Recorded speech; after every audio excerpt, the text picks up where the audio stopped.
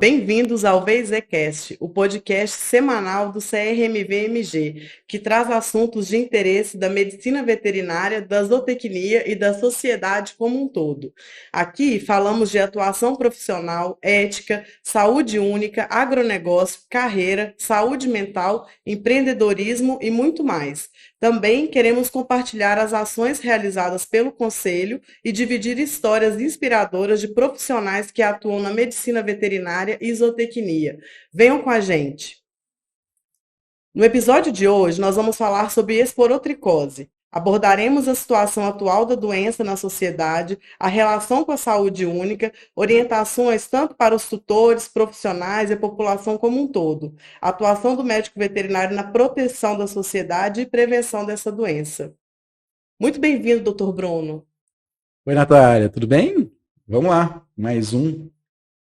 Vamos lá, e hoje nós vamos receber a doutora Maria Helena Franco, que é presidente da nossa Comissão de Saúde Única, e a doutora Miriam Isser, que é nossa tesoureira da diretoria aqui do CRMV-MG. Bem-vindas.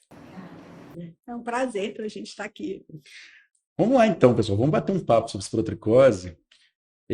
Tem algumas coisas que são muito importantes a gente estar falando de esporo, né? Uma coisa que a gente tem percebido, e aí depois eu vou pedir sua visão, Miriam, sobre o número de gatos que a gente tem atendido, né? Como a população de gatos tem crescido, e como que a esporo chegou aqui.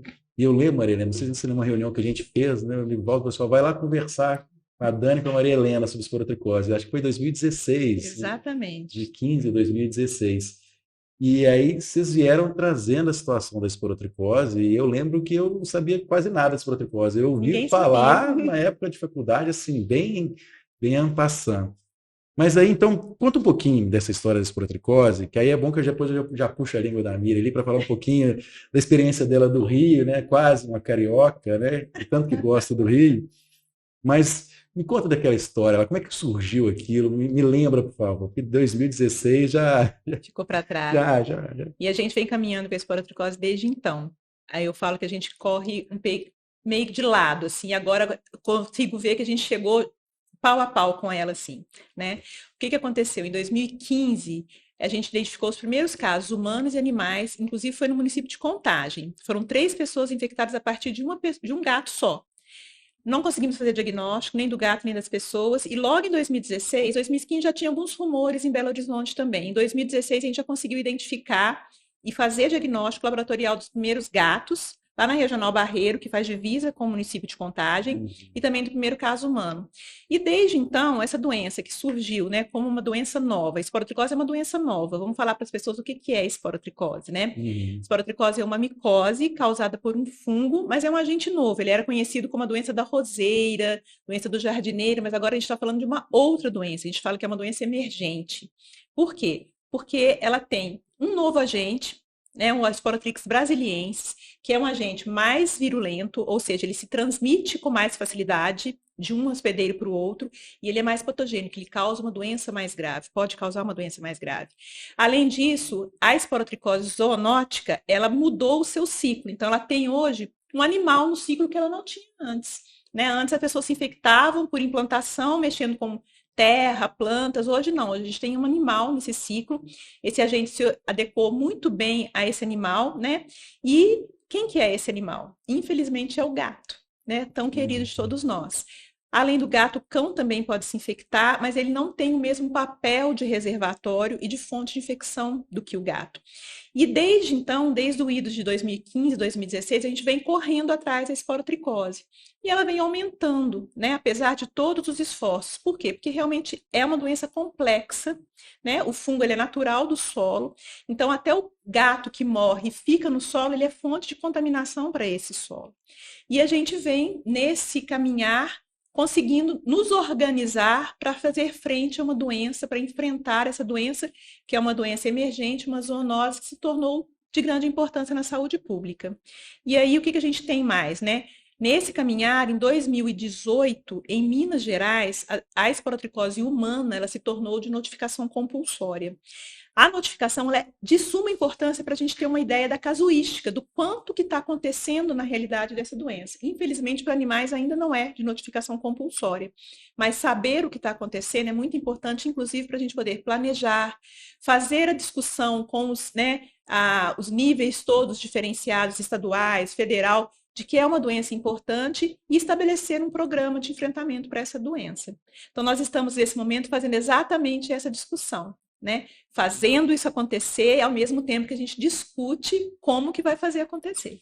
Você chamou a atenção num ponto importante, né? A gente viu a febre maculosa e aqueles casos de óbitos que tiveram em São Paulo, e que os médicos desconheciam a doença. Você falou da notificação. Você acha que a atenção médica, humana, ela tá atenta a esporo? Como é que você vê aí? Acho que a gente precisa dar uma conversada com eles. Olha, sempre a gente tem que conversar. O que acontece principalmente na nossa área, vou falar da saúde pública, né? A gente tem uma rotatividade grande de profissionais, e olha que quando está na saúde pública, isso ainda é muito falado, mas se a gente vai para a assistência privada, as pessoas muitas vezes nem sabem que essa doença existe. Então, chegam casos para nós, humanos, que a pessoa já passou por dermatologista, 1, 2, tratou com antibiótico, etc. Aquela doença, aquela ferida não resolve, né? Quando chega para a gente, isso vai agravando, porque ela pode, inclusive, levar ao óbito. Apesar da gente saber que ainda é uma doença, se a gente for comparar com outras endemias, por exemplo, dengue, né? Chikungunya, que a gente estava tendo agora, que tem um número muito maior de casos, ela pode sim se tornar uma doença grave, né? Ela causa uma doença que vai pegando o sistema linfático, então ela dá um problema grande na questão dos linfonodos, né? Com muita dor, e ela pode, inclusive, levar à perda de dedo, né? De articulações. Então, fazer essa discussão com os médicos, ela é fundamental. Isso é uma coisa, inclusive, Bruno, que a gente podia fazer junto com o conselho, né? Fazer uma discussão entre conselhos. É uma ideia muito interessante. Nós temos a participação de médicos muito bacanas que trabalham conosco. Aqui, pelo conselho, a gente já foi dar palestra, por exemplo, lá em Sete Lagoas, foi um médico, um infectologista falar conosco, por vontade própria, assim, porque quis ir. A gente já fez muitas capacitações junto com o conselho, com a Escola de Veterinária, com a Secretaria de Estado, sobre a doença humana, animal, sobre a vigilância. Durante o período da pandemia, nós fizemos 3 cursos, né, online, durante duração de 5 horas, mais ou menos, para todas essas categorias profissionais. Nós tivemos muitas pessoas, no último curso que nós tivemos mais de 400 pessoas ouvindo, né, o que a gente estava falando, de 101 municípios do Brasil. Então, a gente tem feito esse trabalho, mas muito mais tem que ser feito. E eu acho que fazer essa discussão entre os conselhos pode ser uma boa estratégia para isso. Já estou anotando aqui. Isso mesmo. Mas eu vou te pedir para falar um pouquinho da nota técnica, mas eu vou perguntar para a Miriam. E os colegas da clínica? Eles sabem o que é esporotricose, estão tomando cuidado, porque vira e mexe, chega alguém aqui, ou algum aluno me mostra, olha, tive esporotricose, vou falar de esporotricose, olha, estou com esporotricose, e aí mostram cicatrizes e tudo. O que você tem visto aí, o pessoal os que trabalham com felinos, os gateiros e os não gateiros, assim. O pessoal está sabendo, Miriam, o que é esporotricose, os cuidados que tem que ter? Então, Bruno, a gente está caminhando e esse pensamento, né, Maria Helena, a gente começou lá atrás, junto com o conselho também, inúmeras palestras aí, a gente rodou o estado, né, via conselho, justamente para a gente instruir, mas ainda falta muito. Eu acho que entre os veterinários gateiros, como a gente lida mais com as doenças dos gatos, estão todos bem capacitados, mas eu acho que a gente cada vez mais tem que caminhar isso. Tem que fortalecer a informação, a gente tem que correr atrás de cada vez mais cercar, né, de informação essa comunidade médico-veterinária. Porque se a gente for pensar, né, na clínica, o meu primeiro caso de esporo diagnosticado foi em 2012. E de lá para cá, assim, aumentou muito. Então, em 2012... eu pensava em esporo? Não, eu pensava em outros diagnósticos diferenciais. Já hoje, eu costumo falar, eu tenho uma lesão ulcerada, né, principalmente na região de face dos animais, a primeira coisa que eu penso é esporo. Lógico, eu não posso deixar de pensar nos meus diagnósticos diferenciais. Se eu tenho um gato mais velho, né, que está com probleminha na orelhinha, por exemplo, um carcinoma de células escamosas, né? Então, a gente tem vários outros diagnósticos diferenciais, mas a primeira coisa é bater o olho, lesão ulcerada, esporotricose. Primeiro a gente elimina esse diagnóstico. Exatamente. Porque é uma doença que se tornou endêmica, né? Exato. Ela já se endemizou. Então, a gente tem uma ocorrência muito grande, assim. Que você perguntou para mim sobre o número, né? Pra você ter uma ideia, aqui em Belo Horizonte, a gente já passou por nós, pelo nosso serviço, mais de 2.500 animais suspeitos. E 50% deles são confirmados laboratorialmente. E qual que é a população estimada de gatos em Belo Horizonte? Você tem ideia? 100 e poucos mil. Gatos domiciliados, né? né? Porque a gente consegue contar os gatos domiciliados. A gente não sabe, fora isso, o que tem de animal errante. A gente sabe que está crescendo muito as colônias, a gente tem muito problema de esporotricose em colônias, em acumuladores, que é uma situação também complexa, né? Doutora Miriam, você comentou que você bate o olho, você já pensa em esporotricose. Tem um EPI, alguma coisa, um equipamento diferenciado que os médicos veterinários usam para esse diagnóstico, assim, para se proteger da doença? Como que é isso lá na... Todos os veterinários, diante desse tipo de lesão, porque a gente tem algumas formas da doença, né? Então, nessas formas, a gente vê a mais comum é a cutânea disseminada, que são várias lesões, especialmente na região da face, né? Pode ter em membros também, em base da cauda, e são lesões muito feias, sabe, Natália, que espanta, né? O tutor, ele fica com muito receio, ainda mais quando a gente fala que é uma zoonose. Mas a gente pode ter, além dessa forma cutânea disseminada, a gente pode ter a forma da doença linfocutânea, que foi o que a doutora Maria Helena falou em relação ao ser humano, é a forma mais comum, que é a linfocutânea. Então, nós vamos ter lesões que vão caminhando na via linfática. Então, são nódulos que vão aparecendo ao longo da via linfática. No animal, não é a forma mais comum, mas ela pode acontecer. E a gente tem as formas extracutâneas. Então, eu posso ter a forma nasal da doença. E quando esse gato está com a forma nasal, ele começa a espirrar. Então, ele espirra, ele está com um monte de lesão na face, aquilo pode apresentar prurido, ele balança a cabecinha. Então, vai secreção para todo lado. A hora que ele espirra, ele vai estar emanando secreção também. Então, o uso de EPIs é extremamente importante. E aí a gente vai ter que sempre usar luva, usar gorro, né? Usar máscara, usar óculos, e eu ainda vou um pouquinho além. Acho que vale a pena usar aqueles aventais cirúrgicos descartáveis, justamente porque nós temos que pensar no contato direto com o animal. Enquanto veterinários, é simples. Eu estou racionalmente pensando que eu não posso ter o contato direto com aquela lesão. Mas, por exemplo, o doutor Bruno fez a barba hoje e ele tem um microtrauma ali. E o gato balançou a cabecinha, foi uma secreção que continha o fungo, e ali eu tenho inoculação, desenvolvimento da doença. Se a gente está aí com as mulheres, unhas feitas, tirou cutícula, tem microtrauma, também é uma porta de entrada para o fungo. Então, o uso dos EPIs é essencial para que a gente se proteja, né? A gente não quer assustar ninguém, já que é uma doença muito feia, é uma doença zoonótica, mas a gente tem que se proteger. Mira, e se um colega for arranhado ou tiver contato, assim, o que ele tem que fazer? Então, a primeira coisa que ele tem que fazer é realmente buscar um serviço, um infectologista preparado para isso, como Maria Helena falou. Nem todos os médicos estão preparados, porque a incidência não é tão grande assim quanto, né, em relação às outras doenças, né? Então, ele tem que lavar bastante nessa região onde ele foi mordido ou arranhado, e em seguida procurar, né, esse serviço, mas de preferência com um infectologista que conheça a doença. Tem uma questão da água quente, não tem? Pois é, isso que de vez em quando eu tenho que mergulhar minha mão na água quente. Camila, assim, enfia a mão na água quente lá. Tipo água fervendo. Tem médicos que já falam isso, que além de lavar muito bem, né, se passar uma solução iodada ali também, naquele local, porque demora um pouquinho, né, Miriam, assim, tem um período de incubação até que essa lesão surja. Então, para evitar que essa lesão surja, o que a gente pode fazer? Esse fungo, ele é termolábil, assim, então uma temperatura que não vai te queimar, mas que seja quente o suficiente para matar e não te queimar, você fazer uma compressa ali umas 3 vezes por dia no local da arranhadura, pode minimizar o crescimento do fungo naquele local. Por quê? Porque quando o gato ou nos arranha ou nos morde, diferente da doença da roseira, esse inóculo ele já vem pronto, né? Ele vem na forma de levedura, que é por isso que ele é, inclusive, mais invasivo, que causa doença mais grave.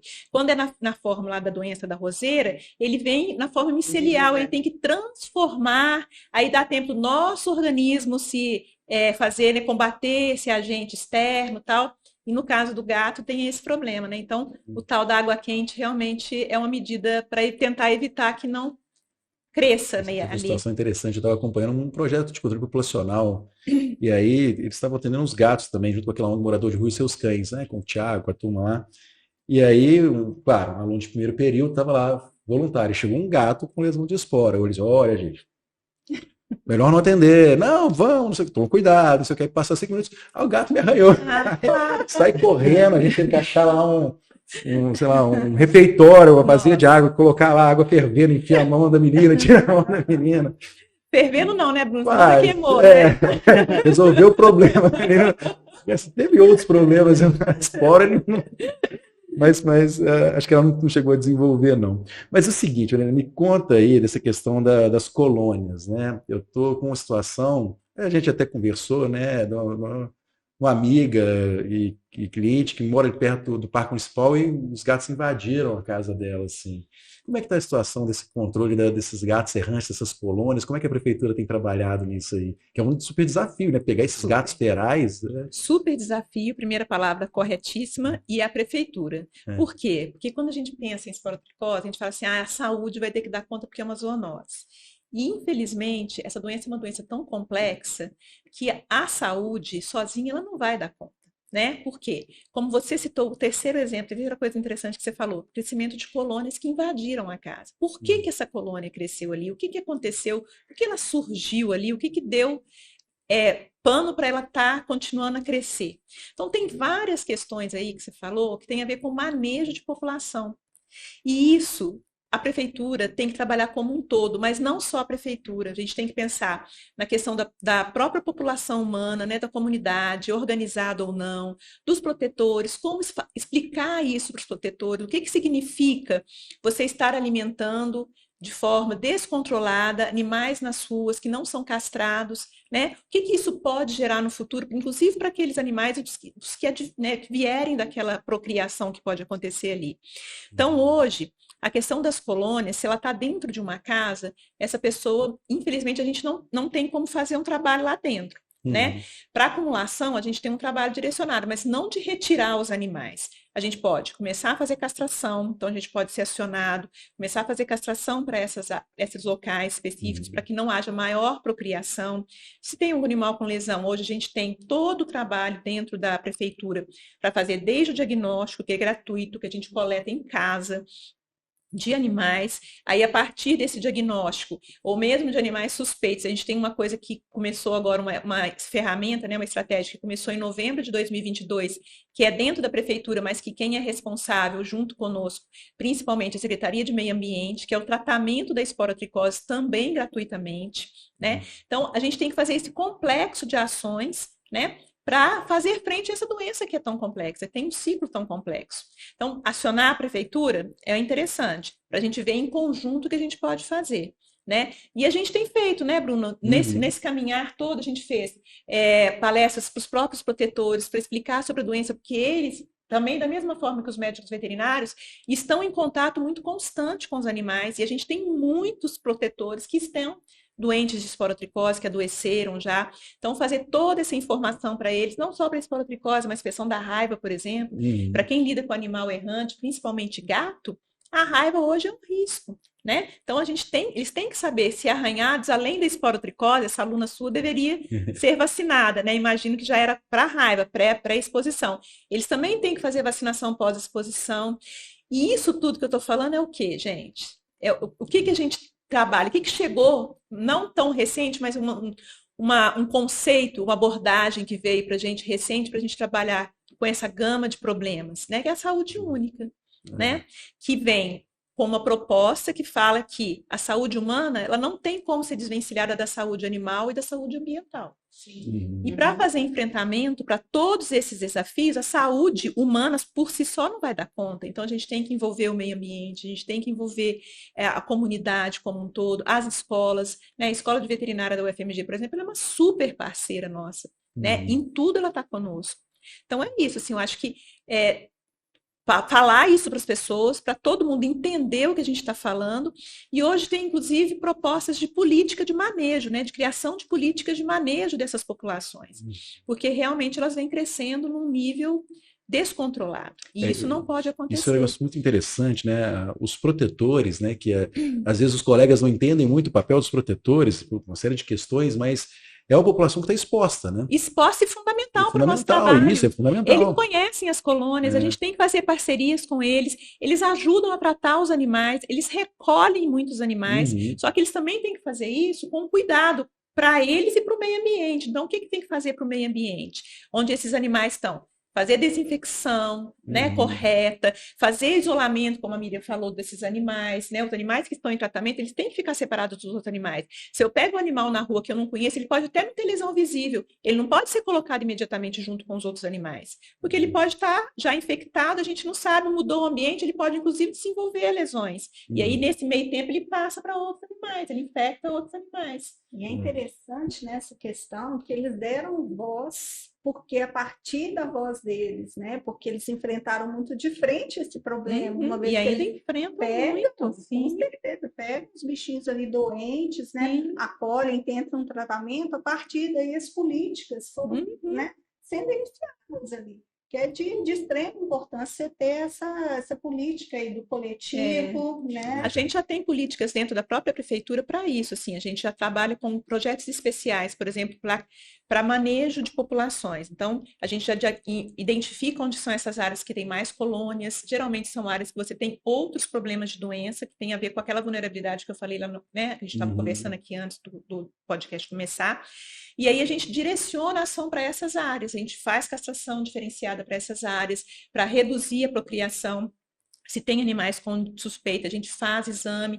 Também para leishmaniose visceral, a gente trata, faz vermifugação, tratamento de ectoparasitas para essas populações específicas. Né? Tentando melhorar a qualidade de vida. Mas aí a gente tem que pensar o outro lado. O que o meio ambiente pode fazer para nos ajudar também? Porque o manejo da fauna ele é do meio ambiente. Do ambiente, né? ambiente. Então, por exemplo, esse tratamento que é feito em Belo Horizonte, o hospital, ele está vinculado ao meio ambiente, o complexo público veterinário que está vinculado ao meio ambiente. Ele que gerencia esse hospital. Mas ele também está desenhando políticas para trabalhar essa questão. Grupos, para a gente poder trabalhar melhor essa questão dentro do município. Além só da castração, porque a castração por si só ela não vai ser suficiente para fazer frente a esse crescimento populacional descontrolado. A educação aí exatamente. é um ponto... Guarda responsável. Guarda responsável. Em falar em guarda responsável, uma coisa de tratamento, que assim, eu lembro quando a gente começava a estudar na faculdade, pega o Bretas, né, que é o nosso...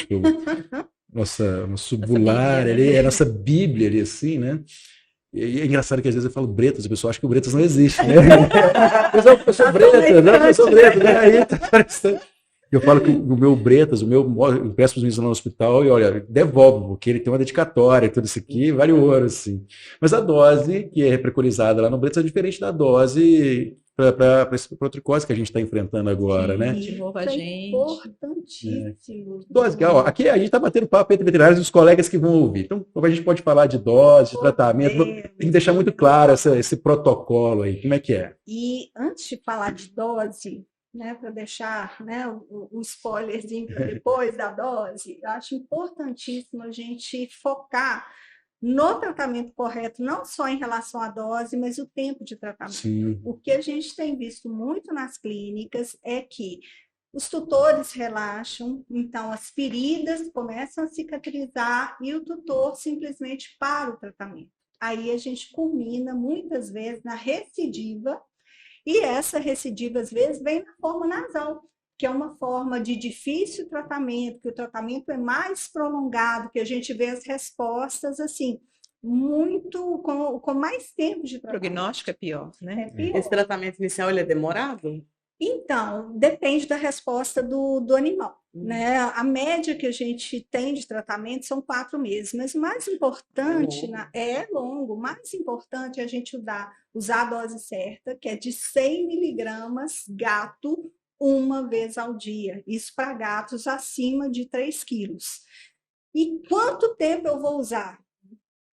Exatamente através do acompanhamento veterinário, a hora que o veterinário viu que eu não tenho mais lesão nenhuma, aí ele vai contar mais 30 a 60 dias de tratamento, mesmo o gato sem clínica. E se for um Maine Coon aí agora, esses gatões que estão aparecendo, qual vai ser a dose? Você já viu? Tem uns gatos agora que pesam 8, 10, 12 quilos. Não, a gente tem muito gatinho, né? Sem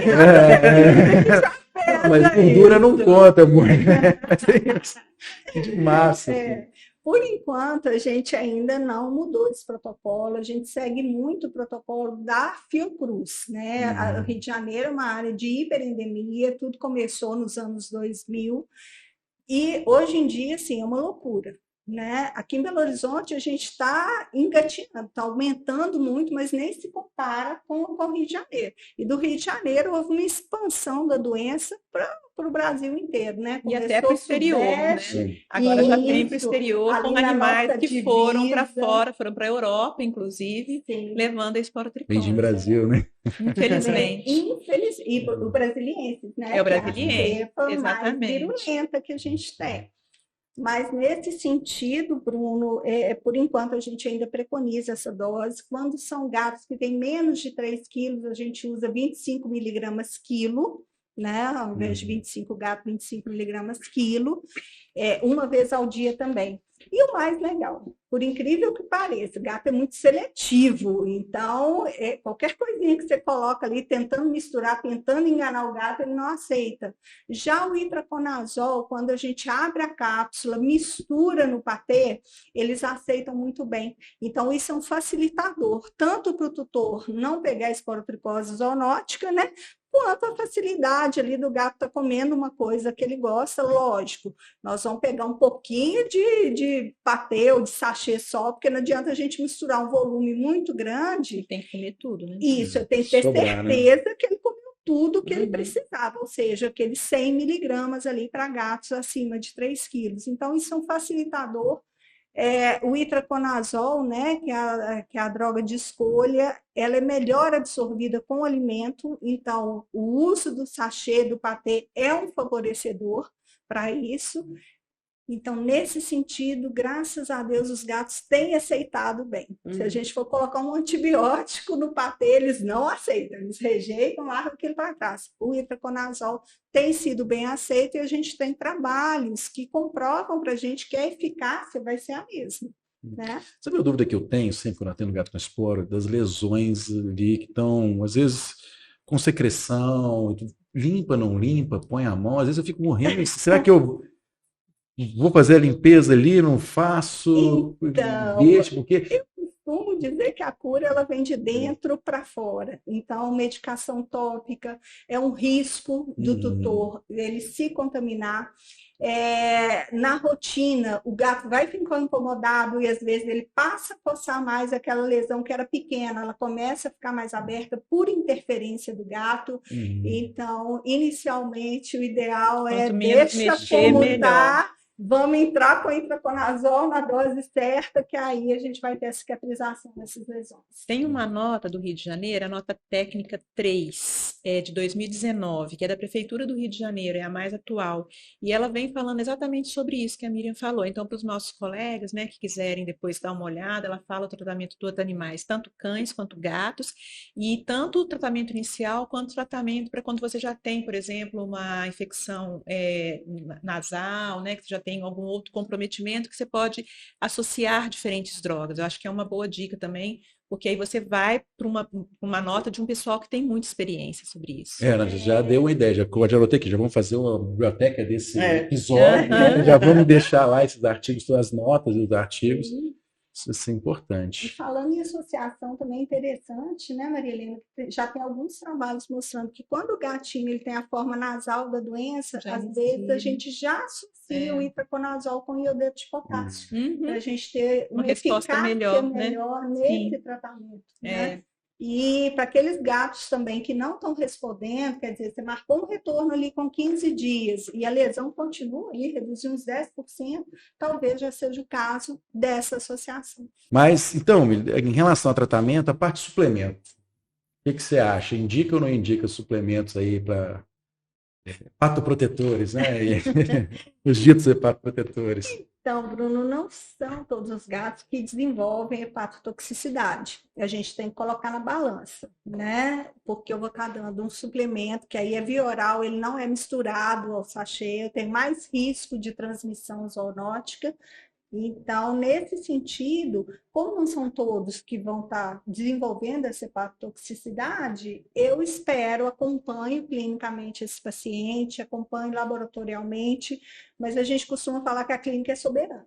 Então, o tutor que pode fazer exame a cada 15 dias, né, bioquímica hepática, perfeito, mas o tutor que não pode, a gente tem a clínica. Então, a gente sabe fazer uma boa anamnese, ver se esse gato está alimentando bem, se ele está com vômito, se ele perdeu o apetite, se ele tem diarreia, né? Efeitos colaterais que a gente pode ter com o itraconazol.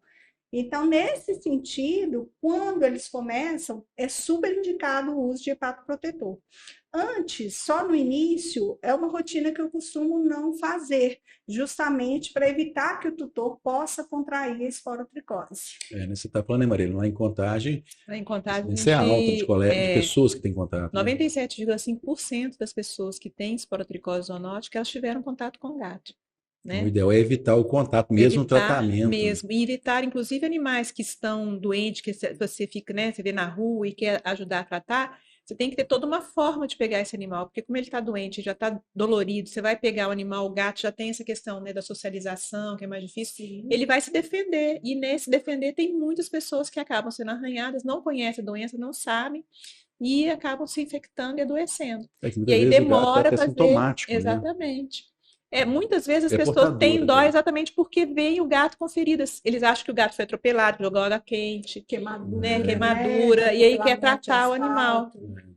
Tá? Eu vou puxar para o tratamento, para o diagnóstico, mas antes disso, me passou um negócio aqui, ó, a gente já estourou o tempo, mas a gente vai fazer 2 episódios, né? Mas eu já vi algumas receitas não, mas já vi alguns tratamentos que eu fiquei com um pouco de dúvida também. Eu já vi, por exemplo, a aplicação de anfotericina B intralesional, anfotericina B lipossomal. E aí?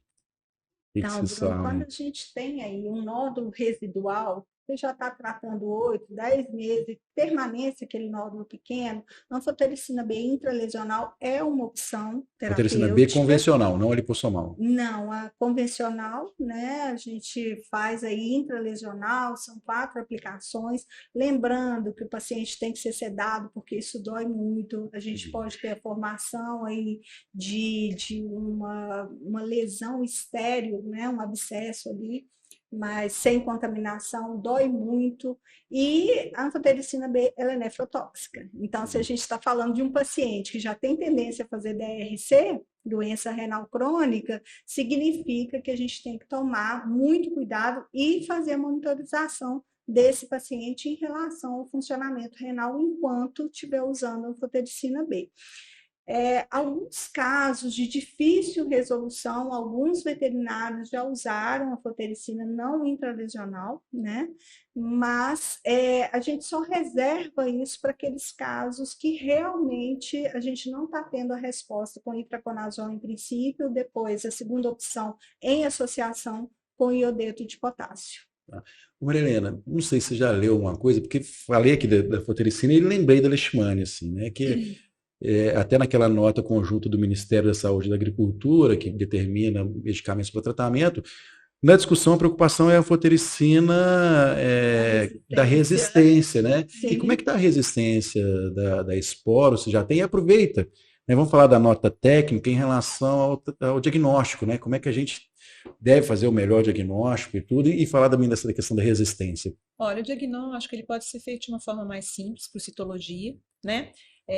pode ser por imprint da lâmina, isso pode ser feito em clínica. A Contagem tem uma experiência muito interessante que ele faz o suave, como a gente faz para fazer cultura, e aí ele faz um esfregaço dessa lâmina, desse suave na lâmina, cora a lâmina, o anótico, e faz a leitura. Você tem um diagnóstico, em 30 minutos você já dá o diagnóstico para o tutor, né? Então é super interessante. Se negativo, você não descarta a doença, aí você faz, né, semeia essa cultura para esperar o tempo para ver se esse fungo vai crescer ou não. E mesmo assim, tem alguns animais que dão diagnóstico negativo, porque já fez tratamento anterior, né? Então, o diagnóstico, se ele é positivo, ele é beleza, 100%. Mas negativo não significa que não é. Então, como diz a doutora clínica, a doutora Miriam... É uma sumidade, né? É uma sumidade. Também. A doutora Miriam, a clínica é soberana. A cultura demora quanto tempo para sair o resultado?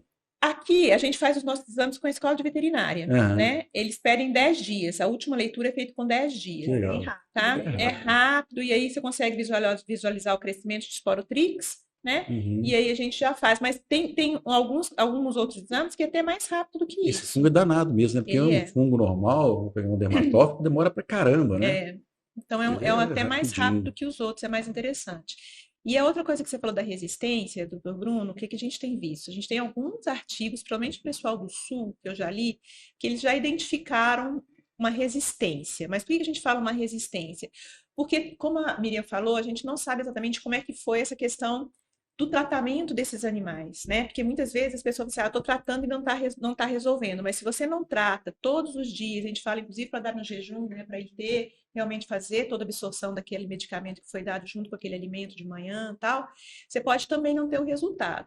E no Sul, eles fizeram alguns exames mais específicos para ver essa questão da resistência, e eles já identificaram o nível de resistência ao itraconazol, tanto para gato quanto para cães, né? Então, a gente não sabe exatamente o que isso significa fora do laboratório, né? Sim, a gente está nesse estudo. Não sei se Miriam já ouviu falar alguma outra coisa lá no mais de Rio, você já teve isso no Rio? Como é que tá? Então, lá no Rio, conversando, né, com a Isabela Grimião, a gente bate muita bola junto aí, porque é uma referência, né? Fiocruz é literalmente um norte para a gente, pela experiência que eles têm. Ela não vê muito ainda esse problema de refratariedade, resistência ao itraconazol, sabe? Por enquanto é muita recidiva, justamente porque o tratamento não foi conduzido da forma adequada, e reinfecção. E aí eu queria tocar nesse ponto que é fundamental, né?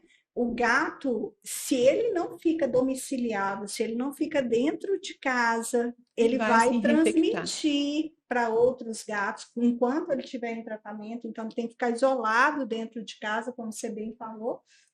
Mas aquele gato que ainda tem uma lesão pequena, que o tutor pensa em tudo, menos esporo, e ele continua andando, quer dizer, cada gato ele anda 1,5 km.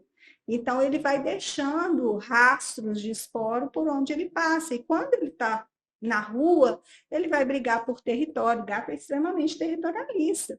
Então, a chance de transmissão aumenta muito. Então, é importantíssimo. O gato está em tratamento com esporotricose, ele tem que ficar domiciliado, porque... E outra coisa, já está sem lesão, deixa ele dar uma voltinha. Não deixa dar voltinha, porque ele pode estar em processo de iniciar uma recidiva, aí, porque a cura não foi completa, e ele vai infectar outros gatos e pode se reinfectar quando ele for na rua. Então, a guarda responsável, a manutenção dos gatos indoor é de extrema importância. Então, a gente tem que informar muito sobre a doença e sobre como a gente previne essa doença também, para a gente chegar em algum lugar, né, Maria? Mas aí eu vou pegar essa fala da Miriam e conversar um pouquinho mais. Em Belo Horizonte, a gente tem um estudo que foi feito, inclusive, pessoal da UFMG, que demonstra que ficou comprovado que gatos que têm acesso à rua, eles têm 3 vezes mais chance de se infectar do que os gatos que são criados indoor. E aí as pessoas falam assim, não, mas gato já nasceu livre. Tem uma música que fala isso, né? Eu sempre falo isso. Não, já nasceu livre. Ele Outro mito dos gatos, né? A gente tem que acabar com esse mito. Tem que compensar. Não tem como conter. Além de ser instinto, ele nasceu livre, não tem como conter gato. É mito mesmo. Porque hoje, se você joga no Google Spot Cat, Stop Cat, você acha todas as formas de você fazer aqueles dispositivos que fazem com que o gato não consiga sair da sua casa, né? Além de ter lá janela, no caso de apartamento, etc. E isso, gente, é fundamental, porque esse gato vai se infectar, né? E a gente tem que criar uma outra lógica das pessoas de como é que é criar gato. Eu lembro na época da Covid, que a gente começava a ver muitas imagens da Ásia, os gatos passeando na rua com coleira, né, com guia, porque eles têm uma outra forma. Eu acho que isso é muito da gente, Miriam, essa coisa de gato já nasceu livre, leve solto, é só nosso, como é que é? Né? Porque é isso, né? Você conversa com todo mundo, não, o gato não tem jeito de conter, não. É cultural, né? Isso. E é uma coisa que a gente tem que, né, abolir da nossa ideia. Igual macho, legal é macho inteiro que vai na rua. De jeito nenhum. Não é isso. Aí que ele vai brigar mais, ele vai transmitir mais, né? Exatamente. Para o gato ser feliz, ele não precisa ser inteiro, né? Aliás, você tem um macho inteiro dentro de um apartamento e passou uma fêmea na rua, quer dizer, o olfato deles é infinitamente superior ao nosso. Então, aquilo vai gerar um estresse, porque ele vai estar estimulado, mas, por outro lado, ele vai estar dentro de um apartamento. Pode ir atrás. Então, assim, a castração traz inúmeros benefícios para os gatos. Além de que estamos pesquisando agora se a castração, inclusive, vai ser uma das ferramentas que pode fazer também a prevenção da esporotricose, exatamente porque ele vai ter menos instinto de sair para a rua, não vai cruzar, que é um local, né, um momento onde ele pode estar fazendo transmissão ou se infectando, né? Esse é assunto para outro podcast. Manejo populacional. Mas, Natália, não tem jeito de falar de esporotricose sem falar de manejo Esporo, responsável. É um pacote. O enfrentamento é um pacote e é um desafio, né? A gente enfrentar a esporotricose. Vamos falar uma coisa ruim agora, sim. E o tratamento? E quando não dá certo? Em que momento que a gente pode optar pela eutanásia, assim?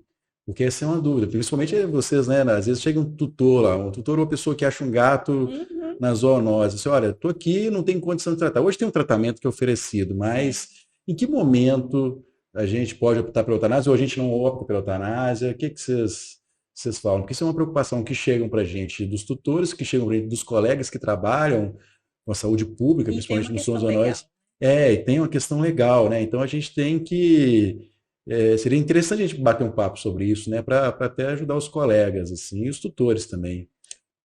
Do ponto de vista clínico, a eutanásia dentro da medicina veterinária, ela é uma forma de tratamento, né? Então, eu acho que é muito importante a gente frisar que a esporotricose, apesar das lesões serem muito feias, ela tem cura. Então, a gente não pode simplesmente, o tutor traz um gato com esporotricose, ele fica assustado com aquilo e a gente indicar uma eutanásia. Eu acho que o caminho não é esse, né? Então, em relação à resposta terapêutica, o que eu vejo na minha rotina realmente é uma resposta terapêutica muito boa. Então, eu acho que a gente não pode pensar em eutanásia como primeira escolha para controle de esporotricose dentro da rotina clínica. Agora, a gente tem que pesar fatores como resposta ao tratamento, né? Sofrimento do paciente, né? A esporotricose ela pode vir junto com uma infecção bacteriana que pode se generalizar, a gente tem um paciente com sepse, então isso é avaliado caso a caso dentro da rotina clínica, né? E na clínica a gente está trabalhando o quê? O individual, é aquele gato daquele tutor, então a gente vai avaliar aquele caso, né? E isso varia um pouquinho se a gente pensa no coletivo, né, Maria? Sim, o que a gente tem hoje aqui em Belo Horizonte é uma redução do número de eutanásias. A gente já trabalhou fazendo mais eutanásias, né? Exatamente no momento anterior à publicação e à vigência daquela lei, né? 14.228, porque os próprios tutores chegavam para a gente e disseram, não tem condição de tratar. E se você... O lado da saúde pública também visualiza esse animal, como você falou, ele é um risco para a saúde pública, tanto animal quanto para a saúde única humana, quanto para a saúde única dos animais. O que você vai fazer com ele, né? O que você pode fazer com esse animal naquele momento? Nós, enquanto serviço público, no começo, você deve lembrar, que você estava lembrando quando a gente esteve aqui, a gente procurou ONGs, a gente procurou o Ministério Público, tudo para nos ajudar a ter locais para colocar esses animais em tratamento durante 4 meses. Miriam, inclusive, esteve conosco. E é muito difícil você conseguir fazer isso, né? Os protetores hoje são voltando a falar deles, são pessoas que ajudam muito para esses animais que estão na rua. Então, ter, né, eles acolhem, se organizam para fazer o tratamento. Então, esses animais que estão na rua, a gente tem tido muito tratamento pelos protetores. Isso tem sido uma coisa muito boa. Para os animais que são de tutores, a gente faz uma avaliação muito grande, assim. Se a pessoa chega a falar para a gente, eu não tenho a menor condição, quem que é que não tem a menor condição? Idosos que não conseguem se locomover direito, que tem risco, que tem outras comorbidades, né? A situação, isso é levado em consideração, mas é uma escolha do médico veterinário que está assistindo aquele animal junto com o tutor do animal, e é da nossa ficha, inclusive, de investigação, vem todas essas informações, para que a gente possa ter informações que subsidiem um diagnóstico, para você falar se aquele animal realmente é um animal passível de eutanásia, além das questões que Miriam já colocou. Mas com o tratamento, a gente está aumentando muito o nosso tratamento. Então, isso para a gente tem sido uma coisa muito bacana, porque, Bruno, além de tudo que a gente falou aqui, o que a gente tem para o médico veterinário que foi muito ruim nesse período? Você vê o animal sofrendo e não conseguir fazer nada por ele. Isso para os médicos veterinários traz um sofrimento muito grande, né? Então, a gente está falando de uma questão que ela é realmente muito complexa. E não é simplesmente falar assim, vou tratar ou não vou tratar. Não, tem muitas outras coisas envolvidas, né? Então, hoje a gente, com o nosso complexo, né, que qualquer médico veterinário pode encaminhar, não precisa ser só da saúde pública, tendo o diagnóstico laboratorial, tendo um referenciamento com carimbo do Conselho Regional de Medicina Veterinária, se a pessoa não tem condição de tratar na clínica, foi lá, fez o diagnóstico, ele pode encaminhar, ela vai receber o medicamento, o sachê, para tratar, e vai ter as consultas e todos os exames necessários até a finalização do tratamento. E lá também nós já estamos tendo uma média de 4 meses para a cura dos animais. Então, isso para nós é uma bênção, assim, é uma coisa muito maravilhosa para a gente que está nessa luta aí, já tem alguns anos. Assim, no início era nosso sonho, você lembra? Para tudo qualquer lugar a gente corria atrás. Exatamente. Né? Nossa, eu fico muito feliz de ter isso agora aqui. Conseguir esse tratamento gratuito. Então, assim, eu acho que fazendo essa retrospectiva aqui de Minas, a gente fica feliz quando a gente vê, né, de onde a gente saiu e aonde a gente está hoje. E é um trabalho de saúde única, né? Porque o Conselho foi o primeiro que nos acolheu, a Escola de Veterinária junto, a doutora Miriam nos ajudou muito com todo o conhecimento que ela já tinha da doença, o Ministério Público sentou conosco para discutir. Então, assim, isso foi construído a muitas mãos. Né? Legal, né? Desculpa. Não, e só lembrando, né, algumas reuniões, né, Maria Helena, que a gente teve lá no Ministério da Saúde. Sim, levamos o problema para lá para realmente discutir, né? Assim, fomentamos essa discussão. Exatamente, e foi tão bonito você pegar assim, os médicos da Fiocruz defendendo a causa dos gatos, né? Falando exatamente que o controle da esporotricose humana passa pelo controle e tratamento da esporotricose felina. Aí, antes de você falar, eu vou falar porque a gente tem uma nota que saiu, né? A gente tem uma nota técnica, a nota número 60, 2023, do Ministério da Saúde. Quem quiser googar lá, né? Só jogar no Google esporotricose animal, que é a primeira nota oficial que sai do Ministério falando sobre esporotricose animal. Tinha saído uma anteriormente do estado do Amazonas e agora sai uma fazendo as orientações com relação à questão da esporotricose. E lá nessa nota é tão interessante, a gente começou falando da notificação, lá a gente tem um link para notificar. Então, todos os médicos veterinários têm um modelo da ficha, não precisa preencher a ficha inteira, é uma ficha grande, mas se você notificar o caso, a identificação do caso, esses casos vão chegar até o serviço público dos municípios, que vão, então, poder fazer a investigação. A partir dessa notificação, faça a investigação, ver como é que está esse animal, se está tratando, se não está, se pode caminhar para tratamento no serviço público. Então, essa nota é a primeira nota que a gente tem sobre esporotricose animal do Ministério da Saúde, além do que já tem no guia, mas o guia de vigilância ele era muito focado na questão animal. Ou seja, o Ministério também está trabalhando, pensando nessa questão toda que a gente começou lá em 2017, 2018, por aí, né? Não, realmente é um negócio muito bacana. E eu lembro que numa dessas reuniões com o Ministério Público, o município, né, e aí resumindo, ela falou, olha, precisa investir em diagnóstico e em tratamento, né? São os dois pontos que eu acho que fizeram a diferença aqui, né? O diagnóstico e o tratamento, eles mudaram, assim, aqui para ter esse exemplo tão exitoso.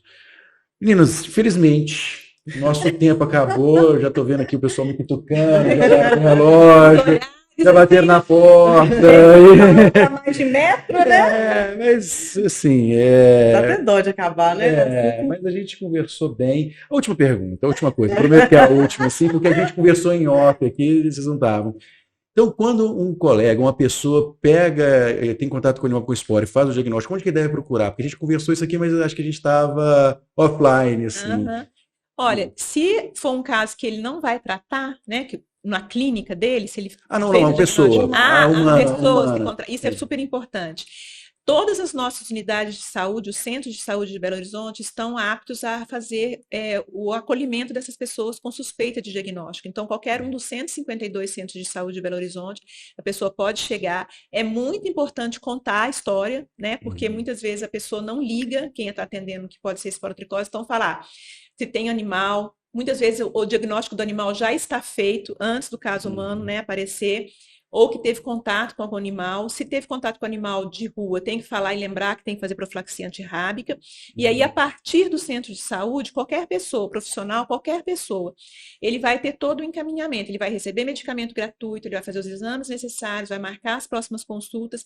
Se necessário, ele vai para o centro especializado, né, para fazer algum outro tipo de diagnóstico, se for necessário, mas a partir do centro de saúde, na atenção primária, é a porta de entrada para os casos humanos aqui no nosso município. Em outros municípios, como que ele faz? Assim, tem algum apoio estadual? Por exemplo, se a pessoa estiver em Uberaba, em outras regiões do estado? Assim, Ótima pergunta. Onde que mais acontece esporotricose em Minas Gerais, que é a doença de notificação, principalmente na região metropolitana? Então, os campeões são Contagem, Belo Horizonte, Betim. Ipatinga também tem muito caso, né? Contagem também faz atendimento direto nos centros de saúde, né, nas unidades básicas. Então. E a gente fez capacitação para todos os municípios, né, que quiseram assistir. Eu acredito que eles estão se organizando para fazer esse enfrentamento em todos os níveis e âmbitos necessários, tá? Mas a gente vai ter que acabar. Foi muito bacana, assim. Muito obrigado, assim.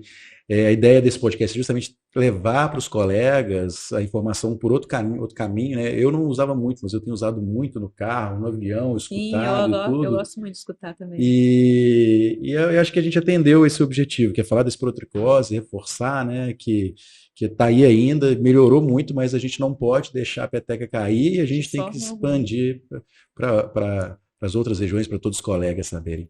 Mas muito obrigado, foi muito bacana. Eu agradeço muito a oportunidade, Bruno, porque é um tema que a gente está correndo atrás tem tanto tempo, né, Miriam? Tão importante. E o espaço está aberto, assim, agora inauguramos qualquer demanda da comissão ou de qualquer outra área, vamos fazer vamos fazer. A gente mobiliza aqui a turma e vamos fazer junto. Legal. Muito obrigado. Muito obrigada, a gente que agradece. Antes da gente encerrar, falar com o pessoal que na descrição aqui do vídeo, tá? A gente vai deixar o link dos materiais que elas mencionaram, né? Da nota do Rio de Janeiro, do Ministério da Saúde, convidar o pessoal para seguir as nossas redes, dar sugestão de tema para a gente trazer no podcast e ajudar a gente a construir, né, esse conteúdo de cada vez mais qualidade, informativo aí. Obrigada, pessoal.